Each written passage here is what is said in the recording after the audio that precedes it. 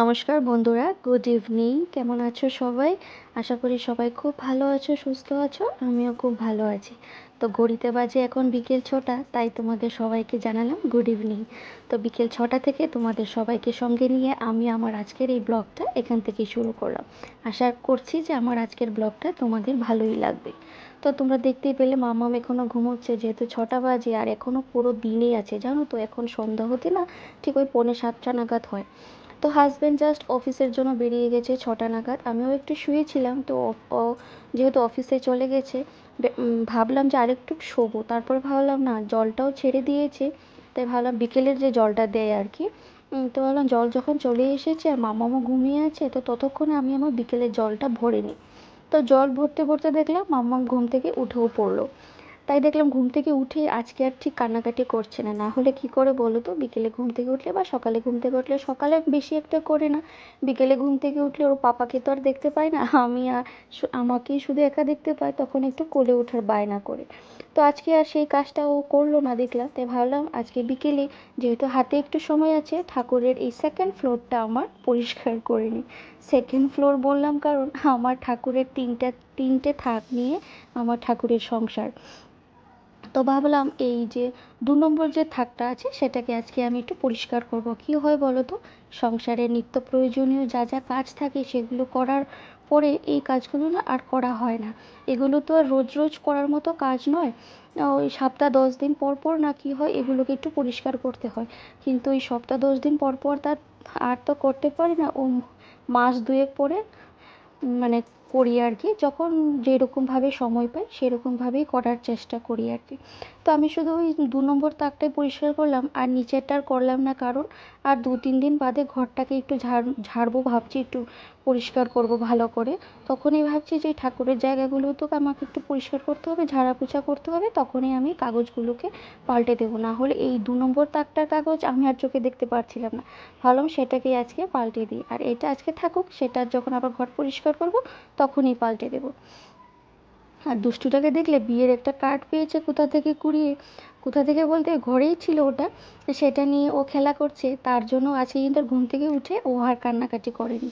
তাই আমি আমার ঠাকুরের জায়গাটা ঠিক ভালো করে একটু পরিষ্কার করলাম। তো কী হয় বলো তো, কখনো কখনো আমি একটু পেপার কাগজ যেহেতু পেতে রাখি, তো কখনো কখনো না জল পড়ে, কখনো দেবে মামামও জল ফেলে দেয়। তাই ভাবলাম যে আজকে একটু পরিষ্কার করে দিই, যেহেতু হাতে সময় আছে, তাই একটা উঠিয়ে নতুন আর একটা পেপার পেতে দিলাম। তো কালকে যেহেতু বৃহস্পতিবার, ভাবলাম ঠাকুরের বাসনগুলোকেও আজকে একটু ধুয়ে মেজে রাখি।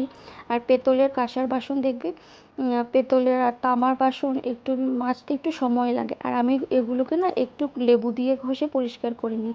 তাহলে কি হয়, একদম ঝকঝক করে দেখতেও ভালো লাগে। পেতলের বাসন যদি একটু ঝকঝক না করে তাহলে দেখতে ভালো লাগে না। তাই সবগুলো বাসন আমি এখনও আনিনি, কয়েকটা বাসনই আমি ধুয়ে রাখছি। যেহেতু কি হয় বলো তো, মানে জলটা আছে আর এই রানিং ওয়াটার দিয়ে কাজ করতে বেশ ভালোই লাগে, বাসন কোসন ধুতেও বেশ ভালোই লাগে। তাই দেখো কয়েকটাই, সব বেশিরভাগই ধোয়া হয়ে গেছে, শুধু প্রদীপ আর ধূপকাঠির স্ট্যান্ডটাই রয়ে গেছে। তাই সেগুলোকে যখন ঠাকুর আমি শয়ন দিয়ে দিব, তারপর আমি ওগুলোকেও মেজে ধুয়ে রেখে দেবো। তো তারপর চলে আসলাম বিকেলের যা যা কাজ থাকে আর কি। সন্ধেবাতি তো আমার দেওয়া হয়েই গেল, তোমরা দেখিয়েই নিলে। আর এখন সারাদিনের যে বাসন কোসন ছিল সেগুলোকে এখন আমি সব কিছু আবার উঠিয়ে রেখে দেবো জায়গায় যেখানে থাকে আর কি।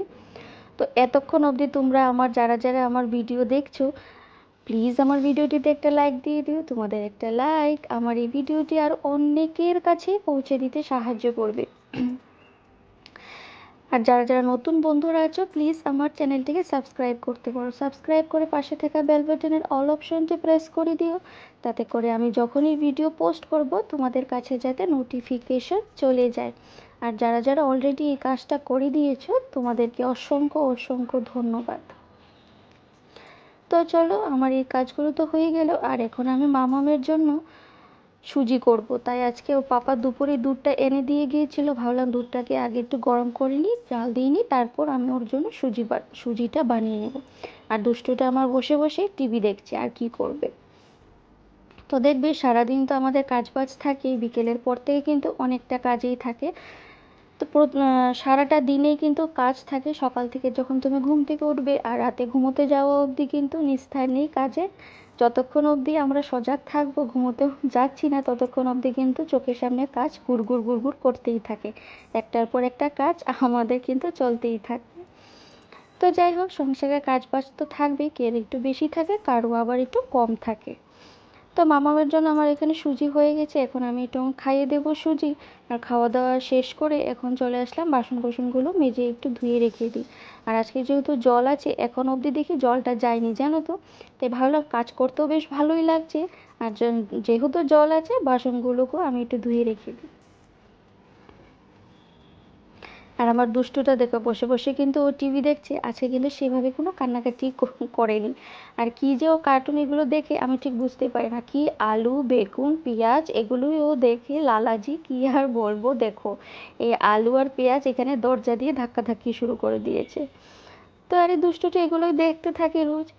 তো বিকেল থেকে এত কাজ করার পরে মনটা এখন শুধু খালি একটু চা চা করছে। তো শরীরটা কিন্তু দিচ্ছে না যে একটু চা করে গিয়ে খাই, কিন্তু যেহেতু মন চাইছে চাটা তো খেতেই হবে, মনকে তো আর কষ্ট দিয়ে লাভ নেই, তাই না। তো অন্য সব কাজ শেষ শেষ করে না আমি একটু বসেছিলাম টিভি দেখতে। তো একটা সিরিয়াল দেখতে দেখতে তারপর একটু মনে হলো যে না, একটু চাটা খাই। কিন্তু ইচ্ছে করছিল না যে এসে আমি আবার চাটা বানাবো, আবার খাবো। তার উপর আমি আবার আজকে একা, যেহেতু হাজব্যান্ড অফিস চলে গেছে। একা আর বলবো না, এখন তো আবার মামা আছে আমার সাথে, তো চায়ের সঙ্গে কিন্তু ও আমার, আমি যখন চা খাবো ও আমার সঙ্গেও বসে থাকে। যদিও ওকে তো আমি আর চা দিই না, বিস্কিট দিই। ও যদি ইচ্ছে হয় তাহলে খাবে, আর না হলে খাবে না। তো চলো, চাটা তো আমার খাওয়া হয়ে গেল। আর এখানে আমি আজকে মামামের জন্য ব্রেকফাস্টটা তৈরি করছি। যদিও এখন রাত, কিন্তু সকালে তো ব্রেকফাস্ট করাতে হবে, তার জন্য একটু চিড়ে আর ওটস আমি একটু শুকনো খোলায় রোস্ট করে রাখলাম, এটাকে ঠান্ডা হতে দিয়েছি। আর এখানে আছে বিস্কিট, তো সব কিছু মিলিয়ে আমি গুঁড়ো করে রাখবো। আর সেটা দিয়ে ওকে আমি ব্রেকফাস্ট করাবো দুধ দিয়ে। যদিও এখানে যদি একটা কলা দিতে পারতাম, ব্রেকফাস্টটা আর একটু হেলদি হতো। কিন্তু মেয়ে আমার কলা খেতেই চায় না, জানো তো। কী করে যে আমি ওকে কলা খাওয়াবো আমি বুঝেই উঠতে পারি না। ফলের মধ্যে শুধু আপেল আর মৌসুম্বি লেবুটাই খায়, কলাটা আমি খাওয়াতেই পারি না। তো যাই হোক, রাতের ডিনারে চলে আসলাম, মামাকে আমি ভাত টাত খাইয়ে দিয়েছি, এখন আমিও চলে আসলাম ভাত ডাল, ধনেপাতার বড়া আর ডিমের অমলেট। আর এই লঙ্কাটা দেখলে, কত বড় লঙ্কা, কিন্তু কোনো লাভ নেই, ঝাল তো হবেই না। আর কি আর বলবো। এই জাস্ট ডিনার কমপ্লিট হলো। তো চলো, আজকের মতো ভিডিওটি আমি এখানেই শেষ করছি। যদি কোথাও কিছু অংশ ভালো লেগে থাকে তাহলে একটা লাইক করে দিও, কমেন্টসে জানিও কেমন লাগলো। আর হ্যাঁ, যারা যারা নতুন বন্ধুরা আছো, আমার চ্যানেলে আসছো, তাদেরকে বলছি প্লিজ ছেড়ে যাওয়ার আগে আমার চ্যানেলটিকে সাবস্ক্রাইব করতে পারো, সাবস্ক্রাইব করে আমার চ্যানেলের পাশে থাকতে পারো। ঠিক আছে, চলো আজকের মতো টাটা, বাই, গুড নাইট।